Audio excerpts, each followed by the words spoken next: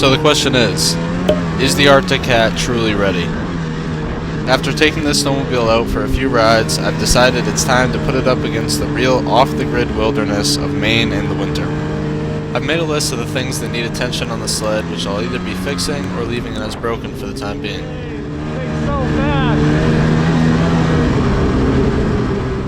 This sled is from 2010, so it does have a bit of wear and tear. Nothing drastic, but nonetheless some slight imperfections, which is to be expected with an older sled. But anyways, if you've been following my snowmobile playlist so far, you know that this is my first ever snowmobile. I do ride dirt bikes and other motorized machines too, so snowmobiling has been something I gravitated to very quickly. Riding the snowmobile has been more of the easier part for me in comparison to beginning to understand the mechanical side of everything. I 100% realize it's something I'll need to be on top of this season because I really don't want to be stranded out in the middle of nowhere.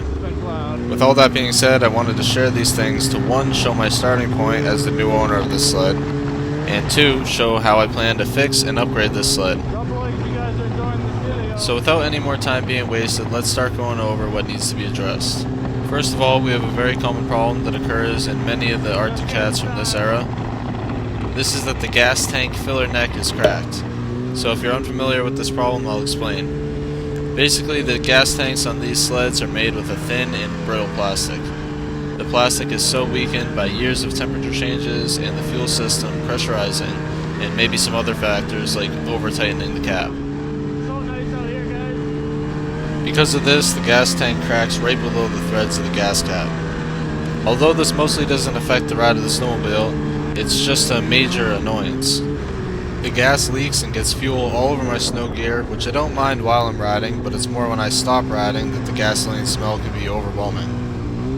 To fix this, I've ordered an insert which is custom built to seal the tank from the inside out. I'm looking forward to installing this and updating you guys with how this works out for me.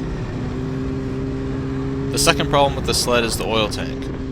Again, this one doesn't hurt the ride quality of the sled, but it more so is just an eyesore. The problem is that the previous owner made a hole in the top of the oil tank in an attempt to free up the float device. The oil level is measured by a little float device on the inside of the oil tank. This float wasn't working, so the oil light was constantly on even when the tank was full. They made an attempt to unstuck it by making a hole and nudging it. This was unsuccessful, but the real fix was when I finally filled the tank and took the sled out for a few good rides. The combination of the filled tank and the bumpy trail managed to free up the float, therefore making the flashing light go away. I was happy this was an easy fix, however the only thing is the hole which the previous owner left in the top of the tank.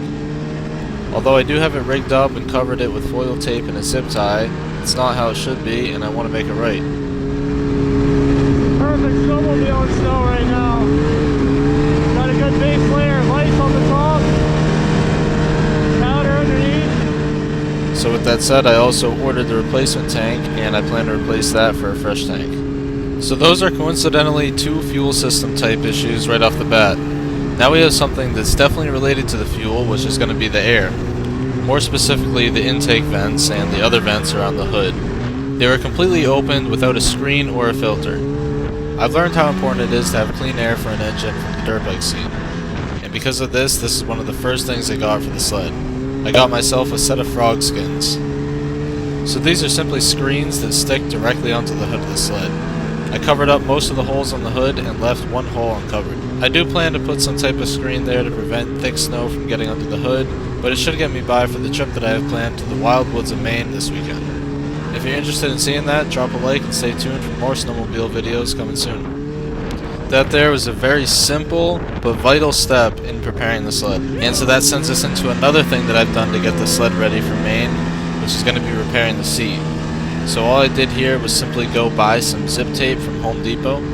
This tape is incredibly strong and it's used for building houses. I can't believe I don't see any other track. I taped up the seat and sealed the foam from the outside elements. It's functional in keeping the foam dry and it also looks a whole lot better than the ripped up seat. The next quick repair I did was quickly taping up some loose wires under the hood. The wires had wiggled free and were burning against the exhaust. They were melting and on the verge of burning right through the conductor. I made sure the connection was good enough, wrapped it with electrical tape, and added a few extra zip ties and called it a day. So this wire right here, As you can see right here, it's melted. It was touching the exhaust right there, and it was melting it when I was riding. So all I did was put some new electrical tape on it right there and threw a zip tie up here.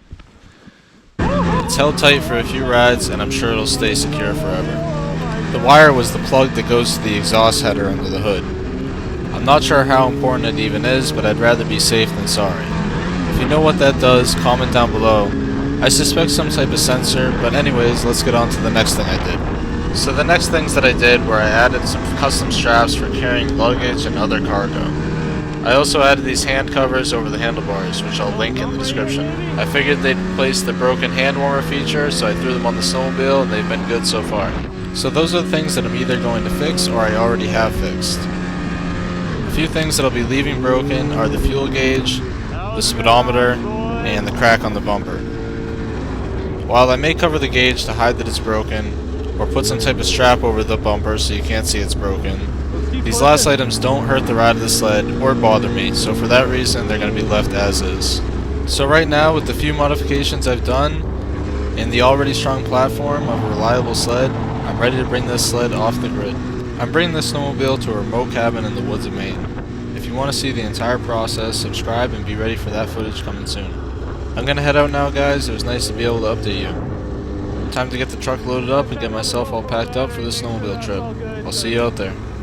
I want to make sure I'm recording all this. This is good footage. It's an awesome ride, guys. Let's get the GoPro squared away and I'll keep riding.